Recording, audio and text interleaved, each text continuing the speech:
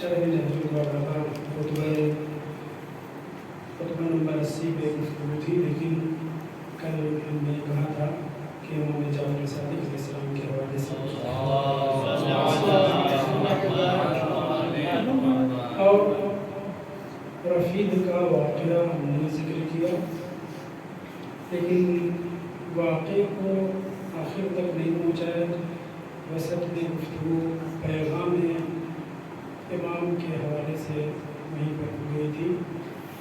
جب رفید شام جا رہے تھے اور راستے میں خلافہ شناس ملا تھا جس نے مختلف علامتوں کے ذریعے کہا تھا کہ تم جہاں جا رہے ہو تمہیں قتل کر دیا جائے گا، لیکن چونکہ امام کا بیان تھا، امام کا حکم تھا، امام کا پیغام لے کر کے جا رہا تھا، تو اس نے رفید نے زیادہ ڈر اور خوف کا اظہار نہیں کیا۔ آخر میں جب اس نے یہ کہا کہ تمہاری زبان پر ایک ایسا پیغام ہے جس کو لے کر کے تم جا رہے ہو، اگر سر بفلک پہاڑوں کے پاس چٹانوں کے پاس بھی جاؤ گے اور ان سے یہ کہو گے کہ اپنی جگہ چھوڑ دیں تو لنقادت لک، تو وہ تمہاری انقیاد یعنی پیروی کریں گے۔ پھر وہاں سے وہ رخصت ہوتا ہے اور دربار یزید ابن عمرو ابن حبیرہ کے نام سے مشہور ہے، وہاں پہنچتا ہے۔ داخل ہونے کے لیے اجازت طلب کرتا ہے، دربار وغیرہ ہوتے تھے، راجب وغیرہ ہوتے تھے، اجازت ملتی ہے، اندر داخل ہوتا ہے۔ جیسے ہی اندر داخل ہوتا ہے اس سے ابن حبیرہ کیا لفظ استعمال کرتا ہے، عربی کا محاورہ ہے، وہ محاورہ استعمال کرتا ہے، وہ کہتا ہے عدد کا بخائن رجلا، ایک خائن اس کے دونوں پیر خود اسے لے کر کے میرے پاس آ گئے۔ یہ ایک محاورہ ہے عربی کا، اس کو اس نے استعمال کیا، عدد کا تمہارے پاس آ گیا ہے، بخائن بے کی تعدی کیا گیا ہے، رجلا ہو اس کے دونوں پیر۔ یہ جملہ اس نے ابن حبیرہ نے کہا اور فوراً حکم دیا یا غلام النطع والسیف، نطع منہ تو عین، اس چٹائی کو، اس کھال کو کہا جاتا ہے جس پر دربار وغیرہ میں اگر کسی کو ذبح کرنا ہوتا تھا، قتل کرنا ہوتا تھا تو اسے بچھا دیا جاتا تھا۔ پورا مثلاً فرض کے لیے اونٹ کی کھال ہے، گائے کی، بھینس کی کھال ہے، الٹی پھیلا دی جاتی تھی تاکہ جب آدمی ذبح کیا جائے تو اس کا خون دربار میں ادھر ادھر نہ ہو، اسے کہا جاتا ہے نطع۔ یا غلام النطع والسیف، لے آؤ وہ چادر یا وہ کھال جس کے اوپر ذبح کی، نہیں مشہور تھا نطع جو ہے ذبح جس کے اوپر ذبح کی جاتی تھی، اس چٹائی کو، اس کھال کو کہا جاتا تھا۔ اور پھر اس کے بعد حکم دیا دوسرے جو غلام، اس غلام کے علاوہ جو افراد تھے کہ اس کو پکڑ لو اور اسے باندھ دو۔ روایت کہتی ہے، میں نے عبارت لکھ رکھی ہے، اس کے ہاتھ کو باندھ دیا گیا، سر کو بھی باندھ دیا گیا مکمل طریقے سے۔ جب باندھ دیا گیا تو اس نے اپنے جلاد سے کہا کہ اس کا کام تمام کر دو، اس کی گردن کاٹ دو۔ غلام نے وہ سب چیزیں پہنچائی، ادھر اس کے ہاتھ پیر وغیرہ کو باندھ دیا گیا اور جلاد کو حکم دے دیا کہ اس کی گردن کاٹ۔ اتنا سرسخت آدمی تھا ابن حبیرہ۔ فوراً رفیق نے کہا یا ایھا الامیر، اے امیر، عبارت پہ توجہ دیں، لم تظفر بی عنوة، آپ نے مجھے خوب تلاش نہیں کیا، آپ کے سپاہیوں نے مجھے نہیں پکڑا ہے، میں خود چل کر کے تمہارے دربار آیا ہوں۔ آپ محنت کرتے، آپ کے سپاہی لوگ دوڑ دھوپ کرتے، وَإِنَّمَا جِئْتُكَ مِنْ ذَاتِ نَفْسٍ، میں اٹھ کر کے چل کے آیا ہوں۔ اس کا مطلب کچھ مقصد ہے۔ ہا ہونا امر، عبارت پہ توجہ دیں، ہا ہونا امر،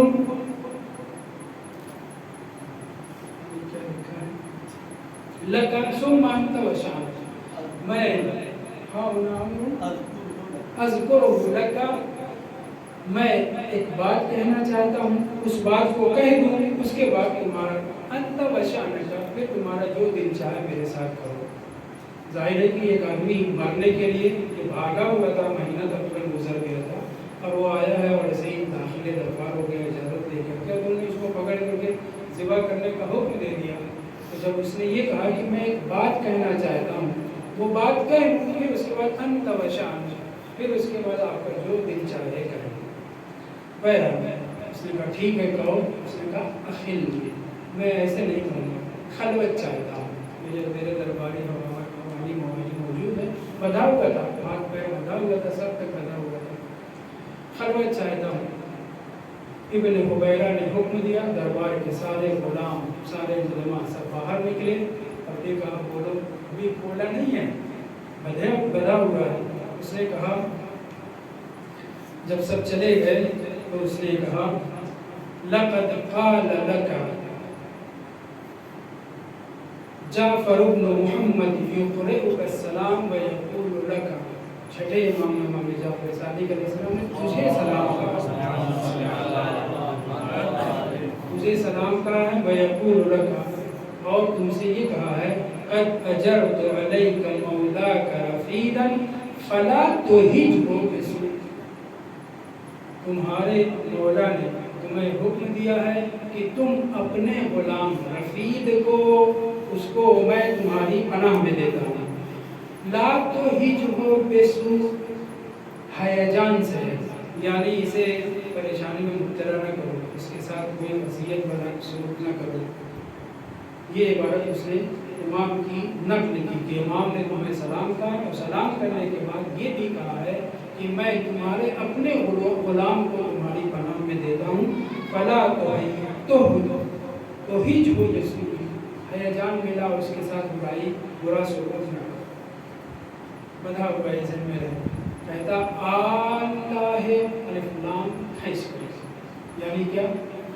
قسم کھا رہا ہے، قسم کھا کر کے کہہ رہا ہے، کیا بخدا قسم، لقد قال لك جعفر بن محمد هذه المقالة وأقرأني السلام،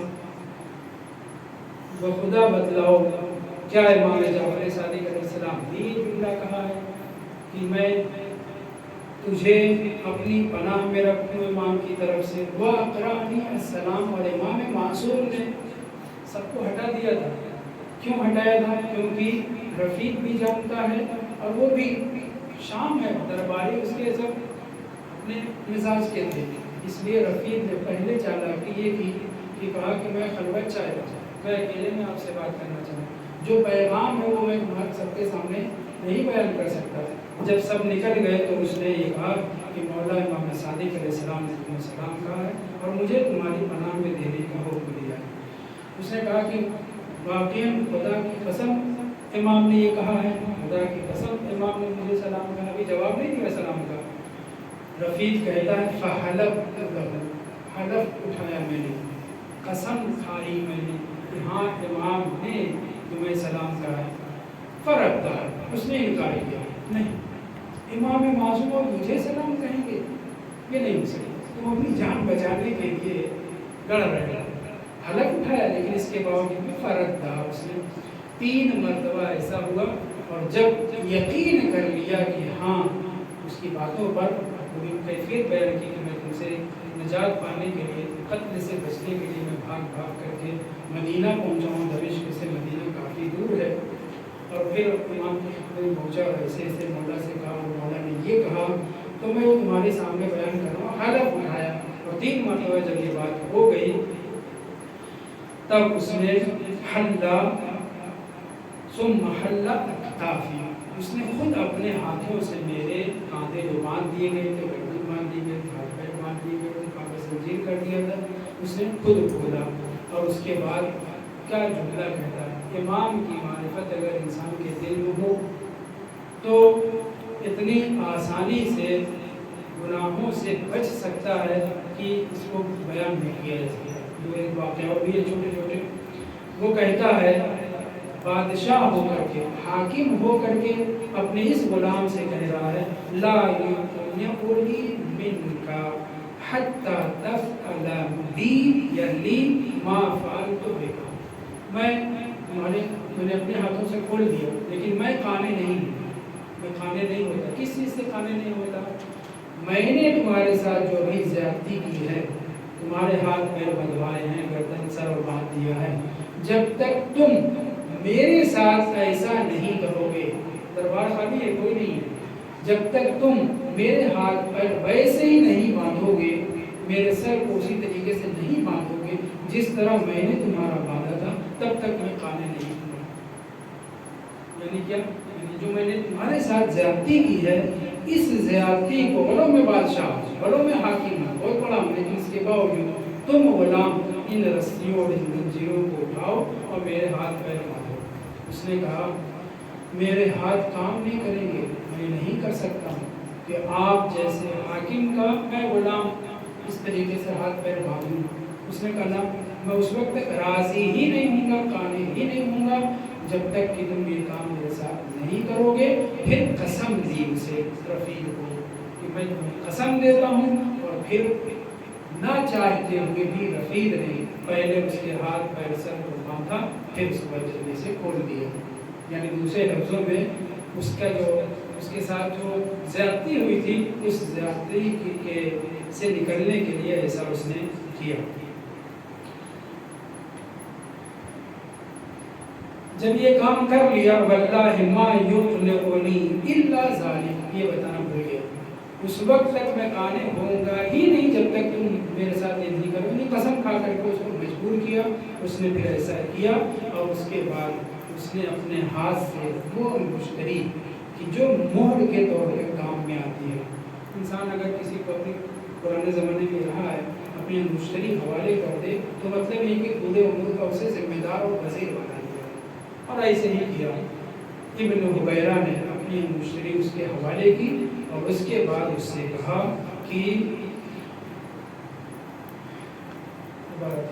اموری فی یدک فدبر فیہا ما شئت، میرے سارے امور آج سے تیرے حوالے، دبر فیہا، جیسے تدبیر کرنا چاہو، جیسے چلانا چاہو، دوسرے لفظوں میں اپنا وزیر اسے بنا دیا۔ امام کا بے حد چاہنے والا تھا، شام کے علاقے میں حاکم تھا، لیکن اسے یہ نہیں پتا تھا کہ میرا غلام بھی امام کا چاہنے والا ہے۔ کسی مشکل میں اور غصہ ہو کر اس کو قتل کرنے کا ارادہ کر لیا تھا۔ کس نے اس کے قتل سے، مومن کے، شیعہ کے، ایک اہل بیت کے چاہنے والے کے قتل سے کس نے بچایا؟ امام جعفر صادق علیہ السلام۔ اور پھر امام نے اسے سلام کہوایا۔ بہت بڑی بات ہے کہ انسان کو، کسی مومن کو امام معصوم سلام کہیں یا امام معصوم رحمت کی دعا کریں۔ خداوند متعال ہمیں بھی اس لائق بنائے کہ ہم، اگرچہ معصومین نے سلام کہلوایا ہے، امام حسین علیہ السلام نے سلام کہلوایا ہے، سادات بزرگوار کو جناب سیدہ صباح اللہ علیہ نے سلام کہلوایا ہے، اور مختلف جگہ پہ احیا امرنا، ہمارے امر کو زندہ کرو، جو بھی ہمارے امر کو زندہ کرتا اس کے اوپر رحمت کی دعا امام صادق علیہ السلام نے، امام رضا علیہ السلام نے، دیگر معصومین نے کی ہے۔ تو اگر ہم ان امور کو انجام دیں گے تو دعا معصومین علیہ السلام میں شامل ہوں گے۔ کل میں نے ایک گفتگو میں بھی کی تھی کہ معصومین علیہ السلام کو اللہ نے مکمل طریقے سے پاورفل بنایا ہے، اختیار دے رکھا ہے، ولایت تکوینی کہا جاتا ہے۔ کون؟ یعنی کیا؟ کائنات، امور دنیا میں، امور زمین و فلک و آسمان و سورج چاند کے اوپر تصرف۔ یہ کبھی کہ بہت بڑی بات رہی ہوگی، لیکن آج کے شیعہ جو معصومین علیہ السلام کے خوب فضائل و مناقب سنے ہوئے ہیں، ان کے لیے کوئی تعجب خیز بات نہیں ہے کہ نہیں؟ اگر ہم آپ خوب قاعدے سے فضائل و مناقب اور معجزات معصومین علیہ السلام کو سنے ہوئے ہوں تو معصومین علیہ السلام کے اختیار پر ہمیں شک و شبہ ہو ہی نہیں سکتا۔ اگر شک و شبہ ہو رہا ہے تو پھر اپنے اندر شک و شبہ کریں کہ ہم پکے ہیں یا نہیں، کھڑے ہیں یا نہیں۔ واضح ہے؟ حسین بن سوید بن ابی فاختہ نام کے امام کے صحابی ہیں، ساتھ میں مفضل ابن عمر، بہت بڑی شخصیت جن کا میں نے بارہا تذکرہ کیا ہے۔ امام نے ان کے اوپر 30 سے زیادہ مرتبہ ایک ہی بیٹھک میں دعا کی ہے۔ اس طرح سے ابو سلمہ اور ایک اور صحابی ظاہر جابر، ان بزرگواروں کے سامنے امام موجود ہیں، امام کے خاص اصحاب ہیں کہ ایک مرتبہ امام نے یہ کہا لنا خزائن الارض و مفاتیحها، اللہ نے ہمیں زمین کے خزانے اور اس کی کنجیاں حوالے کر رکھی ہیں. تو کیا صرف زمین کی کنجیاں اور زمین کے خزانے ہم ان کے حوالے کیے ہیں؟ دوسروں کی بنسبت جو اپنے آپ کو سربراہ سمجھتے تھے، حاکم اور خلیفہ سمجھتے تھے، یہ ان کی نسبت بات ہو رہی ہے اور اپنے خاص اصحاب کے سامنے بات ہو رہی ہے. یہی اتنا ہضم کر لے جائے تو بہت بڑی بات ہے. اس زمانے کے اصحاب ایمانی بہت زیادہ پختہ نہیں تھے، کچھ پختہ ہو گئے تھے سال ہر سال معصومین کی بزم میں بیٹھ کر کے، ورنہ بہت سے کچے تھے، ابتدان بہت کچے تھے، بہت زیادہ شک و شبہ کیا کرتے تھے. ہر امام کے اصحاب یکایک سلمان اور ابوذر اور مقداد اور عمار ایسے نہیں ہو گئے ہیں، بہت ٹائم لگا ہے ان کے پختہ ہونے میں. اللہ کی جن کو کلموں کی جلدی عنایت ہو گئی تو وہ بہت زیادہ پختہ ہو گئے. بہرحال یہ چند بزرگوار بیٹھے تھے. امام نے کہا اننا خزائن الارض و مفاتیحها، زمین کے سارے خزانے ہمارے پاس ہیں اور اس کی کنجیاں بھی ہمارے پاس ہیں. وَلَوْ شِئْتُ أَنْ أَقُولَ بِإِحْدَى رِجْلَيَّ، اگر میں اپنے پیر سے کہوں، میری حکم دوں تو اور اسی یہ کہوں کہ جو بھی ہے زمین کے اندر نکال دے تو یہ کام لفعال کو ایسا کر سکتا ہوں.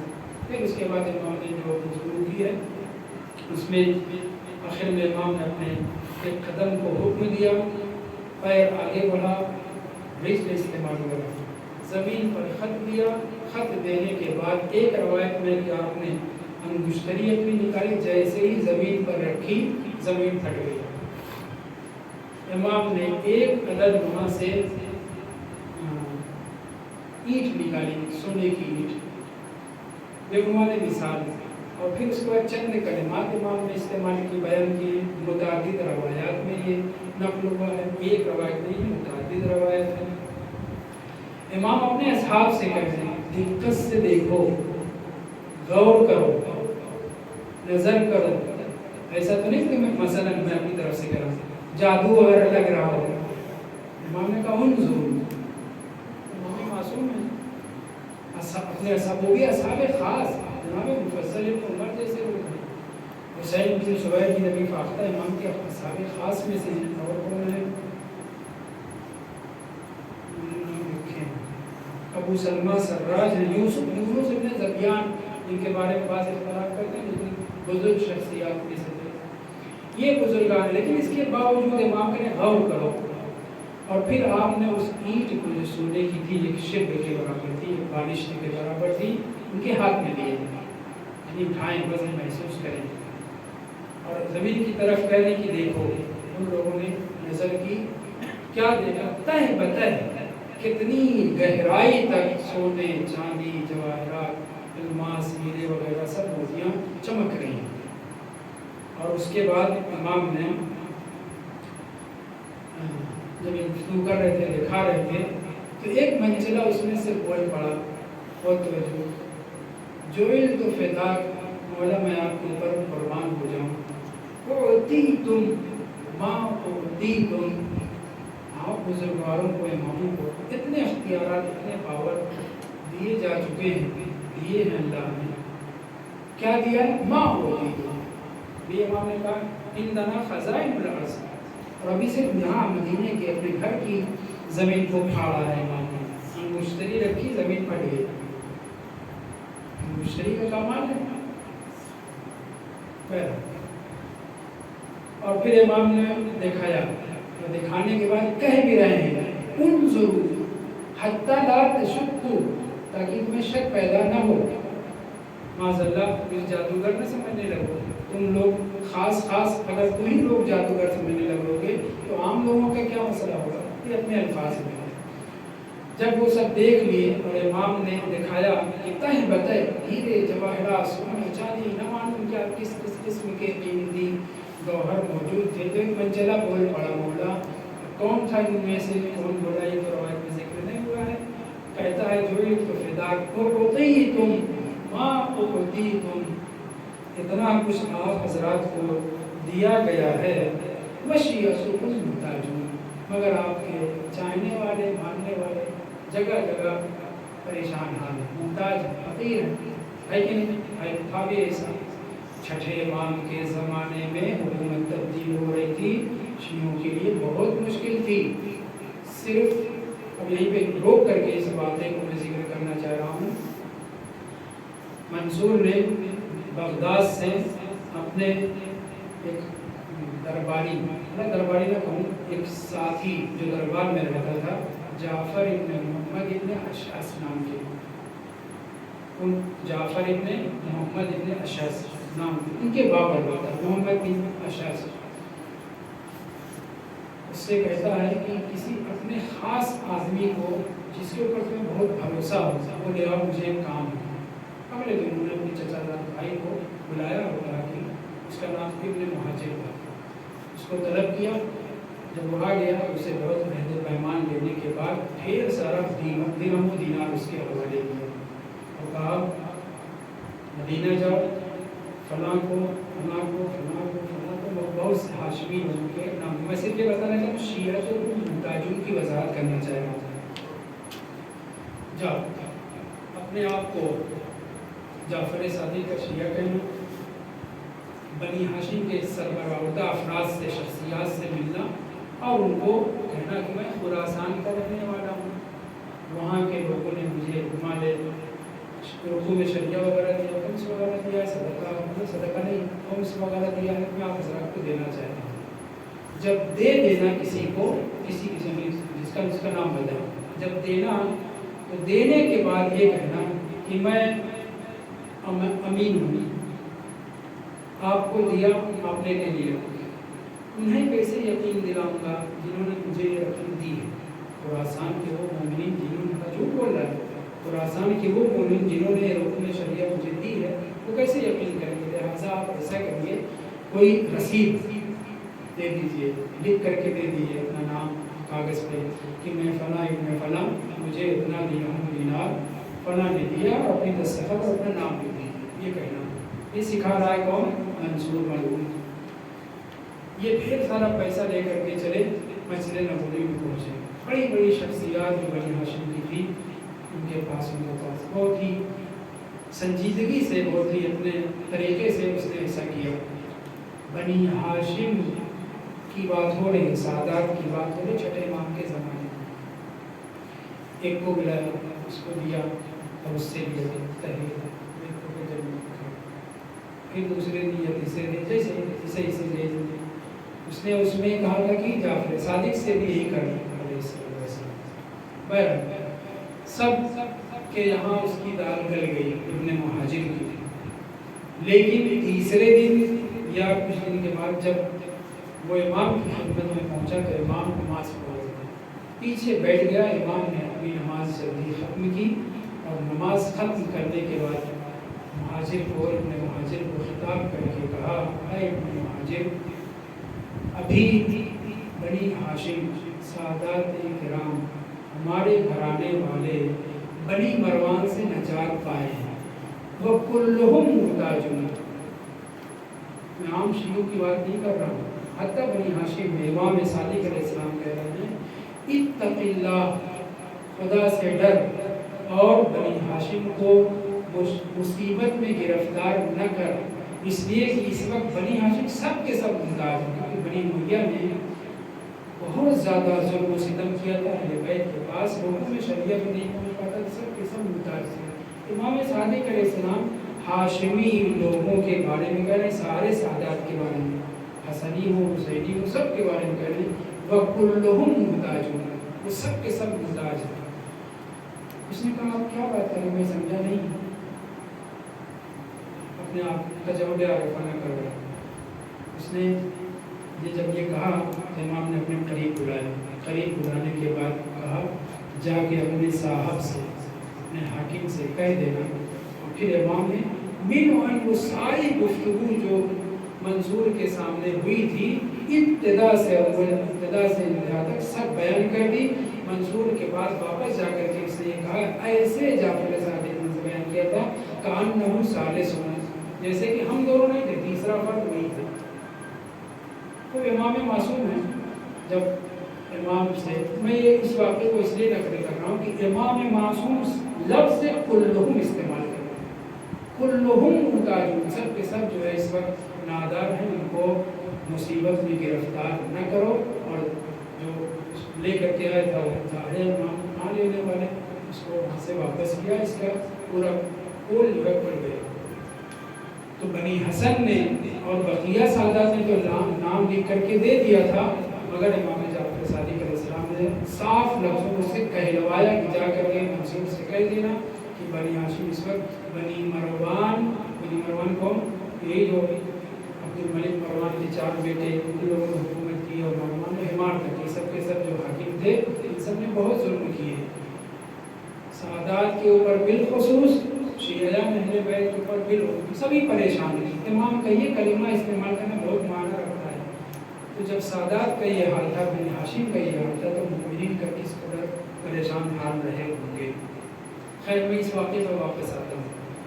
کیا کہا اس صحابی نے کہ مولا اللہ نے آپ کو اتنا نوازا ہے، ہیرے جواہرات، سونے چاندی، در، اور پھر آپ کے شیعہ جو محتاج ہیں، تو کیوں نہیں وہ اس میں عبارت یہ ذکر ہوئی ہے؟ تو میں اپنی طرف سے کچھ نہ کہوں، مطلب اس کا کیا ہے بیان کریں۔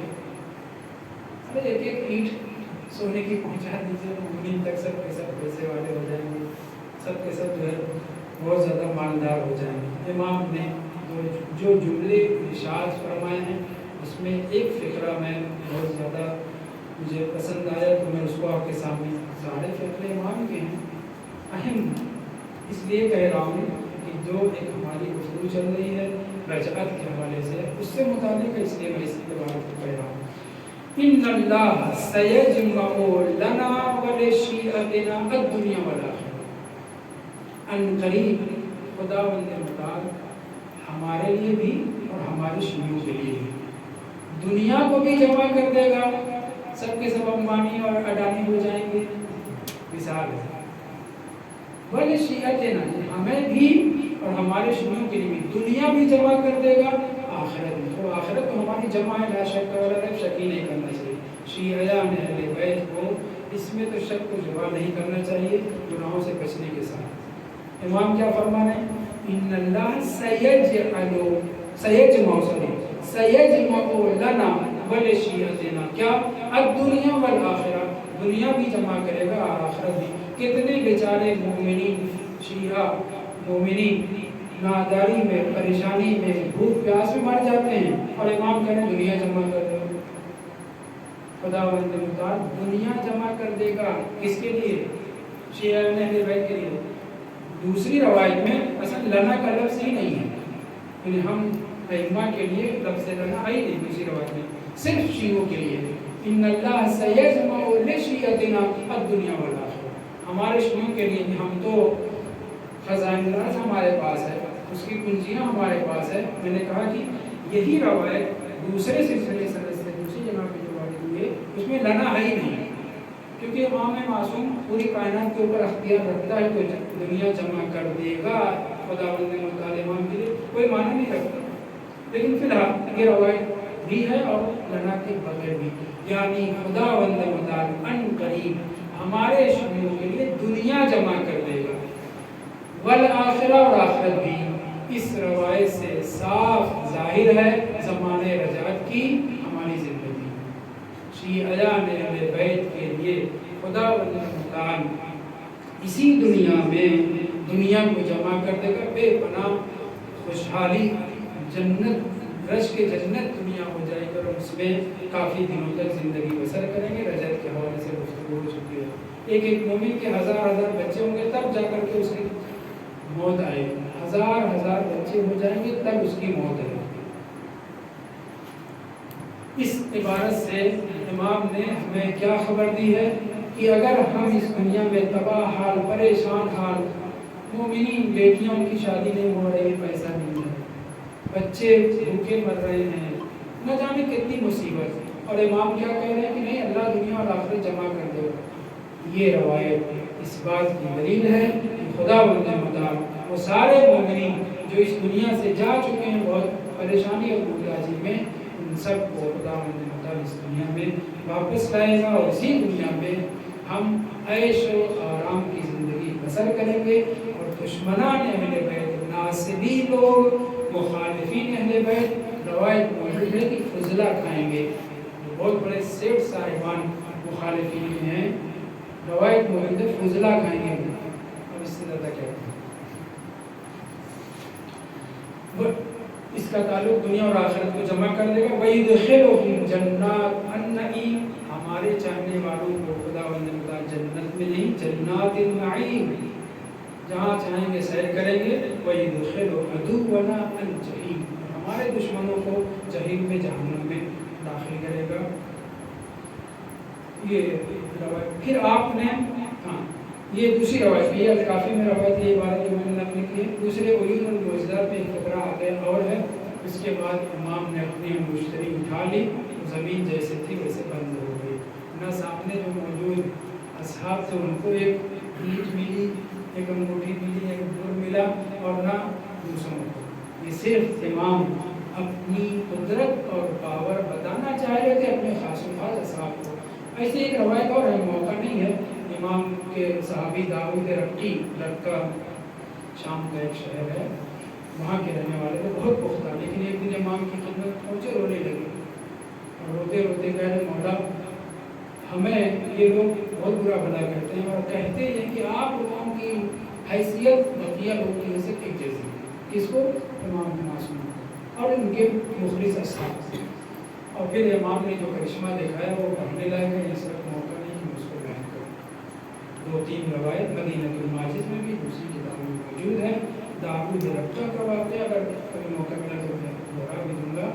امام نے ویسے ہی زمین پھاڑی, کشتیاں دیکھی, کشتی پہ سوار ہوئے, وہ بھی جناب امام موسیٰ کاظم علیہ السلام موجود تھے, وہ بھی جناب اسماعیل زندہ تھے, وہ بھی, اور یہ داؤد ابن کثیر رقی بھی. اور امام نے ان کو اپنی قدرت امامت ظاہر کی بتائی, اور پھر اس کے بعد بتایا کہ تم لوگ مرنے کے بعد جنات نعیم میں جاؤ گے, اور تمہارے دشمن یہ جو بک رہے ہیں اس طرح کی باتیں بول رہے ہیں, یدخلہم اللہ, یدخلہم, عبارت کیا تھی, یدخلو عدونا الجحیم, یہ جہنم میں جانے والے ہیں. بہرحال مطلب کہنے کا یہ ہے کہ متعدد مرتبہ اس طرح کے واقعات پیش آئے ہیں.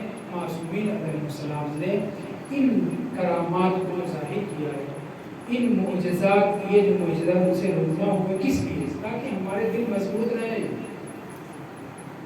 شیعیان اہل بیت, چاہے عوام میں سے ہوں چاہے خواص میں سے, ان سب فضائل و معجزات و مناقب کو پڑھنا چاہیے.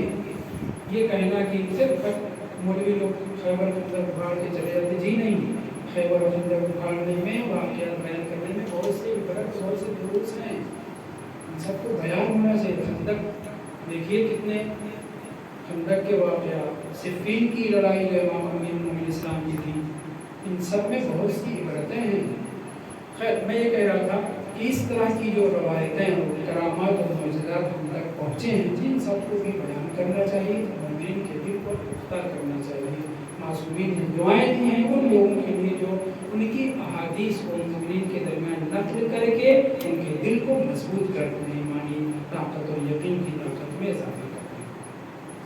اب ایک منفی پہلو بھی, علی ابن ابی حمزہ, نہیں جانتا کہ یہ بطائنی ہے یا منظر شمالی کے بیٹے ہیں, پر کوفہ کے رہنے والے تھے, ظاہراً ابو حمزہ شمالی کے بیٹے ہوں گے. یہ بیان کرتے ہیں کہ ایک یہ واقعہ میں کہیں نقل کر چکا ہوں کہ ایک جوان نہیں اندھیر ہو چکا تھا, وہ علی ابن ابی حمزہ کے پاس پہنچا اور وہ کہتا ہے کہ امام جعفر صادق علیہ السلام سے ملنے کی اجازت کریں, میری خواہش. پر علی ابن ابی حمزہ شمالی, اگر جناب شمالی کے فیصلہ, علی ابن حمزہ ان کو امام سے اجازت حاصل کرتے ہیں. جب وہ امام کی خدمت میں پہنچتا ہے, سلام کرنے کے بعد امام سے کلام کرتا ہے, جملہ کہتا ہے. میں ابتداء کچھ باتوں کو بتانی چاہیے تو ذہن سے نکل گئی, پہلے میں یہ عبارت اتنی پڑھوں.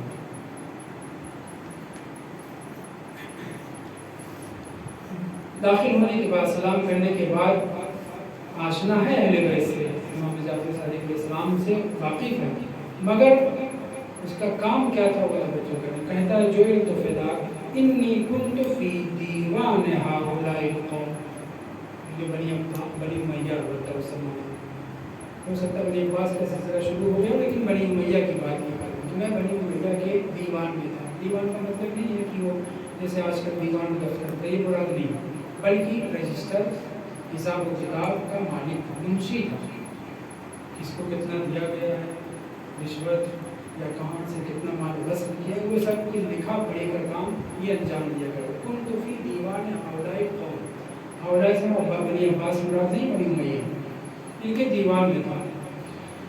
فَأَصَبْتُ مِن دُنْيَاهُمْ مَالًا كَثِيرًا، ان کے دیوان میں ہونے کی وجہ سے ظاہر خزانچی ہے، منشی ہے، بہت مال میں نے حاصل کر لیا، بے پناہ مال میرے پاس ہے۔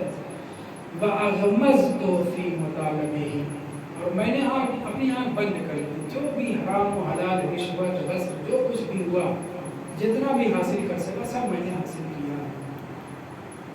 ایک تو بنی امیہ کا ساتھ دے رہا ہے، ان کے دیوان میں ہے، منشی ہے، خزانچی ہے، اور دوسرے ادھر ادھر کے مال چھینا جھپٹی کی ہے اپنے طاقت کے زور پر۔ کون سی طاقت؟ بنی امیہ کے ساتھ ہونے کی وجہ سے اسے حاصل تھی، خوب مال اس نے کما رکھا ہے، اور امام کے سامنے یہ اعتراف کرتا ہے۔ جیسے ہی اس نے یہ کہا تو امام نے فرمایا، وہ جو امام کا کلام ہے، میں نے عبارت اردو میں لکھ رکھی ہے، وہ یہ ہے کہ یہ جو کلام ہے امام کا صرف اس شخص کے لیے نہیں تھا، آنے والے مومنین کے لیے، قیامت تک کے لیے ہے۔ اگر مکاتب کہوں گا تو فوراً آپ کا ذہن مراجع کے دفتر کی طرف چلا جائے گا، وہ بھی سمجھیے، مسئلہ نہیں ہے میرا کیا جاتا ہے، میری مراد مگر وہ نہیں ہے۔ سرکاری نوکریاں، سرکاری پوسٹیں جو جابر و ظالم حکومتوں میں، اور اس سے لوگ سوء استفادہ کرتے ہیں، رشوت، خاص طور سے رشوت، راشی والمرتشی کلاہما فی النار، رشوت دینے والا بھی رشوت دینے والا بھی دونوں کے لیے صریح روپ میں کہ جہنمی ہے۔ راشی والمرتشی، دینے والا بھی دینے والا بھی، کلاہما فی النار، صریح۔ مگر آج کل رشوت نہ لین دین نہ ہو تو کام نہیں ہوتا، تو اس کا مطلب جواز نہیں پیدا ہو گیا، مجبوری ہے تو رشوت دیجیے، وہ آپ کے اوپر جو گناہ آنے والا تھا رشوت دینے کا، وہ بھی اسی کی گردن پہ چلا جاتا ہے۔ بہت توجہ سنیں اس بات کو، اگر آپ مجبور ہوئے رشوت دینے پر تو پھر مجبوری کی وجہ سے آپ کا کام پیٹ کا پھنسا ہوا ہے، بغیر رشوت یہ ہوگا ہی نہیں، تو متوجہ رہیں۔ اب جو آپ یہ رشوت دے رہے ہیں اس کا گناہ آپ کی گردن پہ نہیں آئے گا، دینے والے کی گردن پہ، جو لینے کا بھی گناہ ہوگا، دینے کا بھی گناہ اس کی گردن پہ جائے گا۔ بہرحال بہت مال جمع کر رکھا تھا۔ امام نے جو جملہ ارشاد فرمایا ہم سب کے لیے، سارے مومنین کے لیے بہت بڑا درس ہے، اور ایسا نسخہ ہے جنت میں پہنچ جانے کا اور ساری مصیبتوں سے بچ جانے کا، اس کے اوپر توجہ کریں۔ امام نے فرمایا لولا ان بنی امیہ وجدوا من یعنی عمومیت، اگر بنی امیہ واضح بھی ہو گیا کہ بنی امیہ کی گفتگو ہو رہی، بنی مروان کی بات ہو رہی، یعنی ابھی بنی عباس کا دور شروع نہیں ہوا ہے، منصور و صفا کا زمانہ نہیں آ گیا، یا اگر آ بھی گیا ہو تو یہ شخص جو ہے بنی امیہ کا خادم، منشی اور خزانچی تھا۔ امام فرماتے ہیں لولا ان بنی امیہ وجدوا من، اگر بنی امیہ کو ایسے لوگ نہ ملتے، ایسے لوگ ان کا ساتھ نہ دیتے، کون؟ من یکتب لہم، جو ان کے لیے خط لکھنا ہو، حساب کتاب کرنا ہو، دربار میں، دیوان میں، خزانچی بن کے، کچھ بھی، کسی بھی طریقے کے منشی لوگ، کام کرنے والے، کسی بھی قسم کے، یہاں ابھی فی الحال یہاں پہ من یکتب لہم کا امام استعمال کر رہے ہیں کلمہ، من یکتب لہم وَيُجْبَى لَهُمْ الْفَيْءَ، او یُجْبِی بہتر ہے، وَيُجْبِی لَهُمْ الْفَيْءَ، فَيْء یعنی کیا؟ انفال، فَيْء خمس، آپ جانتے ہیں، مراد یہاں پہ کیا ہے؟ ٹیکس، خراج، مختلف شہروں میں جو ٹیکس وغیرہ لگا ہوا ہے ان کے جمع کرنے والے، ٹیکس کی وصولی کرنے والے لوگ نہ ملتے، نہ منشی ملتے، نہ ٹیکس وصول کرنے والے ملتے، نہ اس کی فوج میں، ان کی فوج میں شامل ہونے والے ملتے، نہ ان کے دربار میں بیٹھنے والے ہوتے، اور خاص طور سے درباری ملا جو ہر حلال کو حرام اور حرام کو حلال کر دیتے تھے ان کے، یہ سب ان کو نہ ملتے. وَيُقَاتِلُ عَنْهُمْ، ایسے لوگ نہ ملتے جو ان کی طرف سے جنگ کرتے. جنگ کر کر کے لشکریوں نے ان کے رتبے قلمرو کو بڑھایا، ان کی طاقت بنی. وَيُقَاتِلُ عَنْهُمْ وَيَشْهَدُ جَمَاعَتَهُمْ، توجہ، ان کی میٹنگ، ان کی نماز جماعت یا ان کے دربار میں لوگ نہ پہنچتے کسی بھی طریقے. خود امام جعفر صادق علیہ السلام بعض دفعہ دربار میں گئے ہیں، بلائے گئے ہیں، منع بھی کیا ہے لیکن مجبور تھے جانے پہ. اور مجبور اس معنی میں کہ اپنے امامی طاقت سے، امامت والی طاقت سے نہیں، ظاہری طور پہ.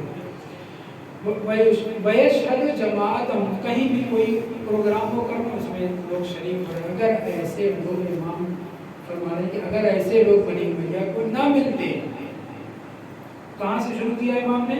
معمولی منشی سے لے کر کے جنگجو تک ان کی جماعت میں شریک اور ان کی طرف سے قاضی بننے والے مختلف قسم کے اگر نہ ملتے، لما سلبونا حقنا، اس پہ توجہ کریں، لما سلبونا حقنا، تو یہ بنی امیہ ہمارے حق کو چھین نہیں سکتے. کون طاقت بنا؟ ایک قلم چلانے والا بھی اور ایک تلوار چلانے والا بھی، ایک فتویٰ دینے والا بھی، ان کے لیے ان کی طرف سے قاضی اور قاضی القضات بننے والا بھی. اگر ایسے لوگوں کو بنی امیہ نہ پاتے تو ان کے بس کی بات نہیں تھی کہ ہمارے حق کو چھین سکتے. مطلب کیا ہے؟ انہوں نے حق کو چھینا ہے لیکن معاون و مددگار کون تھے؟ قلم چلانے والے، فتویٰ دینے والے، جب ان کی طرف سے جنگ کرنے والے. یعنی جتنے بھی شریک کار بنی امیہ ہوئے وہ سب کے سب حق کے اہل بیت چھیننے میں شریک ہیں. تو میں نہیں کہہ رہا ہوں، میرا کلمہ نہیں ہے، امام فرمایا لما سلبونا حقنا، ان کے بس کی بات نہیں تھی کہ ہمارے حق کو چھین سکتے. حق یعنی کیا؟ فدق تو چھینا جا چکا ہے.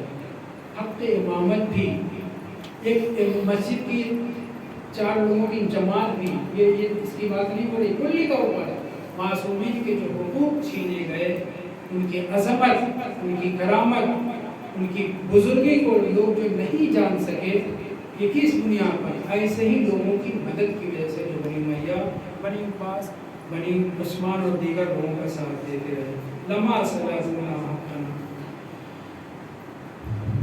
اس جوان نے عرض کیا مولا جعلت فدا، میں آپ کے اوپر قربان ہو جاؤں. میں منشی تھا، خزانچی تھا، ہر حلال و حرام کو جمع کیا، ایسا بہت زیادہ میرے پاس ہو گیا ہے.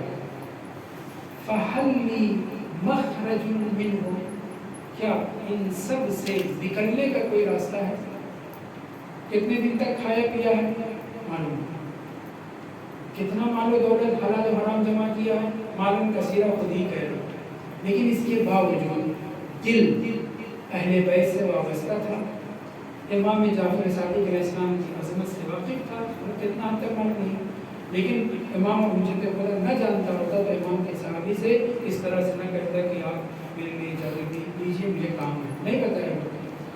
علی ابن ابی حمزہ جانتے تھے کہ درباری ہے، یہ خزانچی رہ چکا ہے اور ٹوپی پہناتا رہا ہے.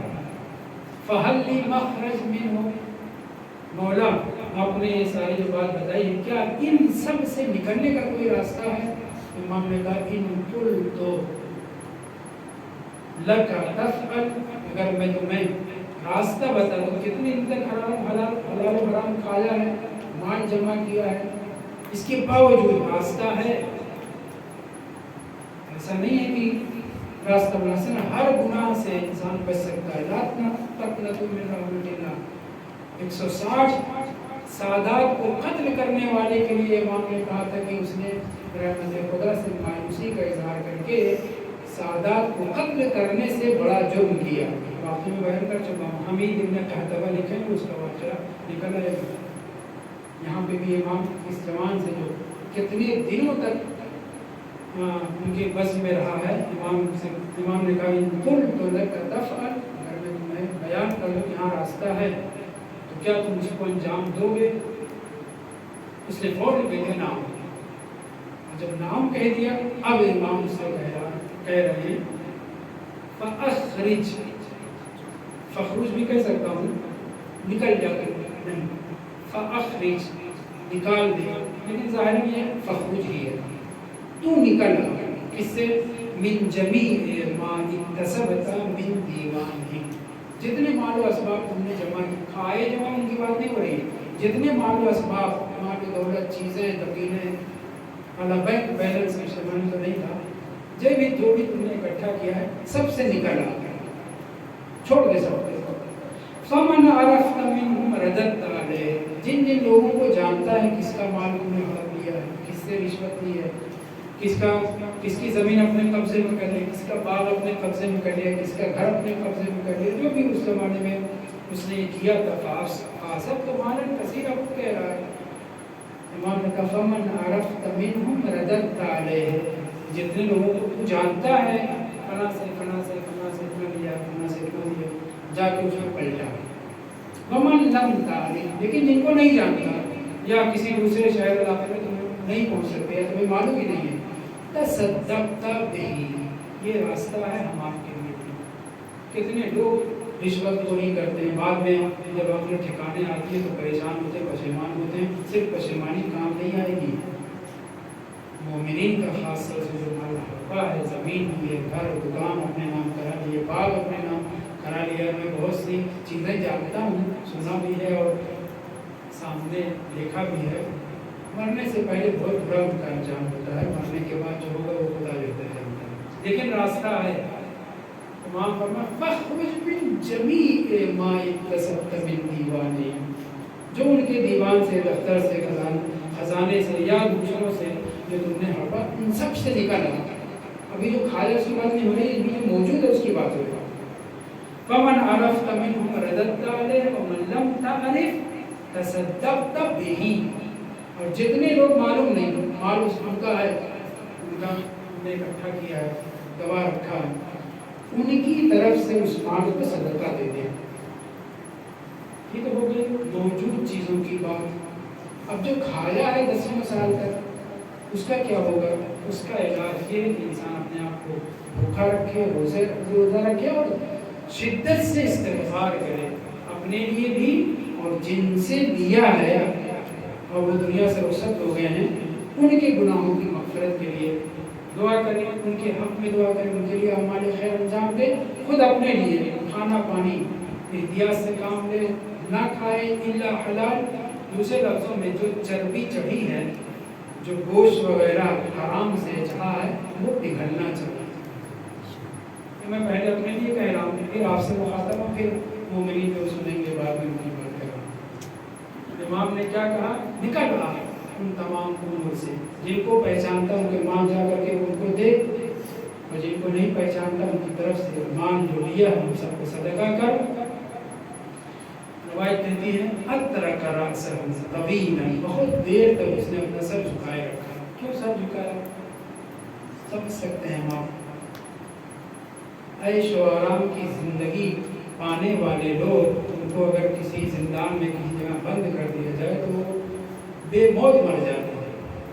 اب یہ جوان جو ہٹا کٹا ڈھیر ہو چکا ہے، اتنی نعمتوں میں پلا ہے، کھایا پیا ہے، دیر تک سوچنے لگا کہ کس سے لیا ہے، کون کون زندہ ہے، کہاں کہاں کتنا پہنچانا ہے، فلاں صاحب تو مر گئے، فلاں لوگ تو نہیں رہے اس علاقے سے، پر پتہ نہیں کیا کیا سوچ، اور پھر یہ بھی یقیناً سوچ سکتا ہے تو دیا تھا نعم، اب امام کریں سب سے نکل آ، سب تو مطلب ایک درہم بھی شامل ہے اس میں، ایک درہم کیوں کم، ایک قیراط بھی شامل ہے، ایک پیسہ بھی شامل ہے، سب سے نکل آ، اخرج فاخرج من جمیع ما اکتسبت من دیوانے۔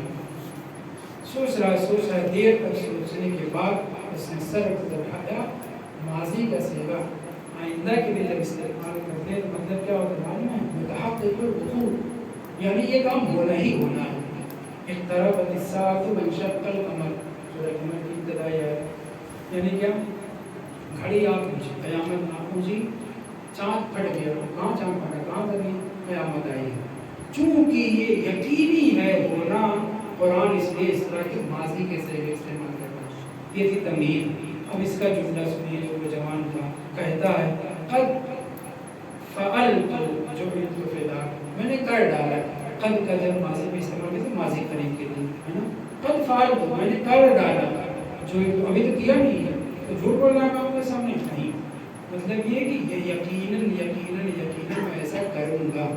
آپ نے جو فرمایا کہ سارے مال سے نکالا میں نکالا ہوں. بہرحال لمبا نہ کروں گفتگو کو. علی ابن ابی حمزہ کا بیان ہے کہ وہ جوان ہمارے ساتھ کوفہ پلٹا اور روئے زمین پر اس کے پاس جو بھی پراپرٹی زمین گھر پیسہ جو کچھ بھی وسیلے تھا وہ سب کے سب ان سب سے نکل آیا. جن کا معلوم تھا کہاں سے کس سے لیا وہ سب دیا, جن کا معلوم نہیں تھا ان سب کو صدقہ دیا. یہاں تک کی توجہ, یہاں تک کہ اس نے اپنے بدن کے لباس کہاں سے وہی مال سے لباس اور مخصوص اموال کے سب جو مخصوص اموال میں سے تھے انہیں بھی اپنے جسم سے نکال دیا اور پھر پیغام پہنچایا علی ابن حمزہ کے پاس کہ میں اس حالت میں ہوں. کیسے پہنچایا؟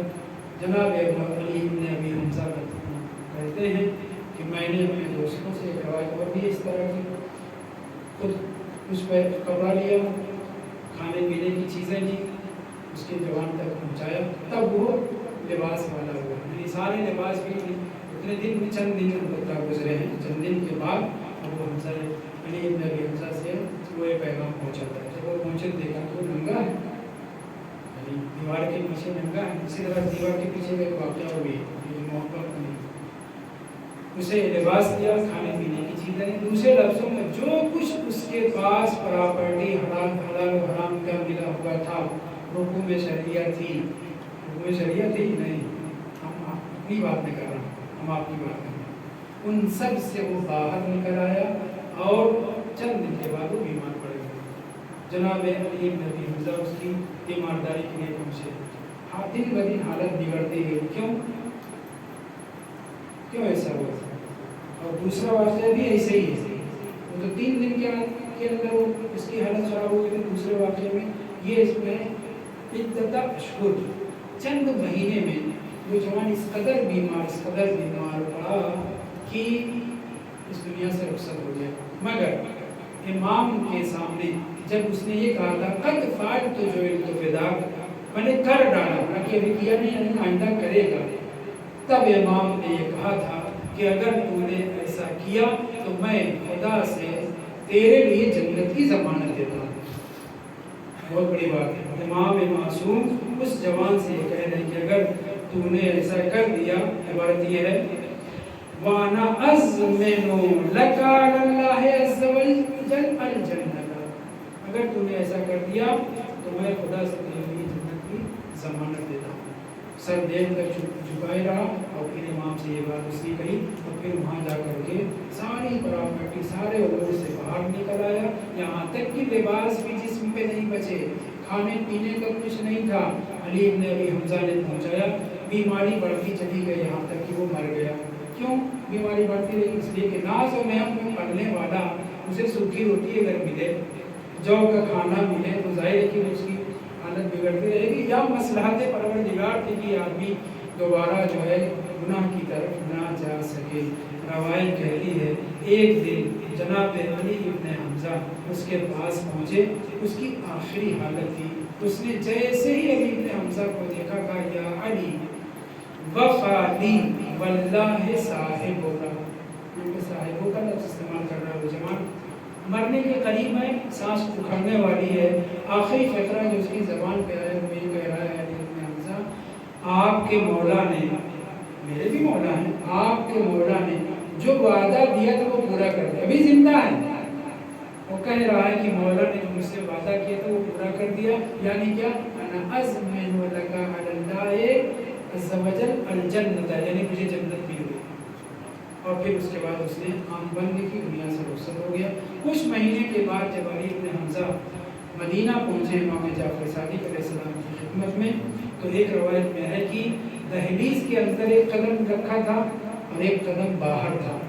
امام نے بغیر دیکھے علی ابن حمزہ سے کہا یا علی انا, عبارت یہ ہے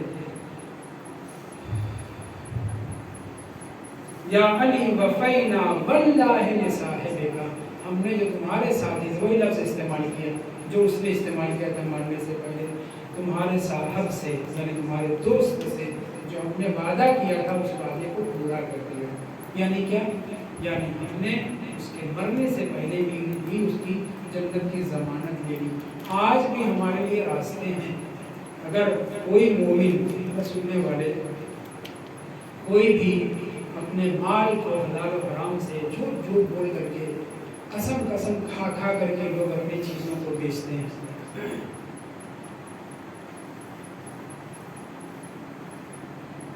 انڈیا سے مال آتا ہے اور پھر انڈیا ہی واپس چلا جاتا ہے۔ نام در نجف ہے، فیروزہ ہے، یہ ہے وہ ہے۔ میں کسی کے لیے نہیں کہہ رہا ہوں، ہم اپنے ہندوستان میں کسی طرح سے بڑے بڑے مومنین دکانوں پر ایسی قسم کھاتے ہیں، مال ایسا ہے، یہاں سے مل گیا، اس کی قیمت اتنی ہے۔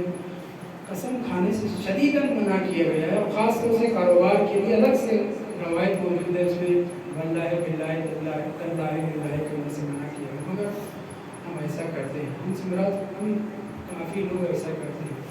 اگر واقعاً ہم معصوم امام کی ضمانت اپنے لیے جنت میں لینا چاہتے ہیں تو ہمیں ان سب سے نکلنا ہوگا۔ وآخر دعوانا